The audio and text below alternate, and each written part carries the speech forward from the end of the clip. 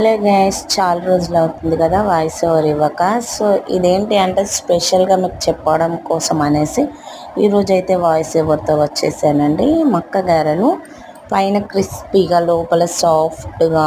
ఒకప్పుడు సండే వచ్చిందంటే మన చిన్నప్పుడు పేరెంట్స్ చేసేవారు కదా, అట్లా ఎలా అంటే ముందుగా మక్కలని కొద్దిగా బరకగా పట్టుకోవాలి. ఆ తర్వాత కొన్ని మిక్సీ చేయనివి ఉంటాయి కదా, అవి వేసి కలిపేసుకొని అందులో కొద్దిగా సాల్ట్, అలాగే సన్నగా తరిగిన కొత్తిమీర, కరివేపాకు, పచ్చిమిర్చి, ఆనియన్స్ ఇలా వేసుకొని వడల సైజులో చేసేసుకొని ఆయిల్లో వేసుకొని ఫ్రై చేసుకుంటే పైన మాత్రమే కలర్ రావాలండి, లోపల ఉడకాల కానీ ఫ్రై కావద్దు.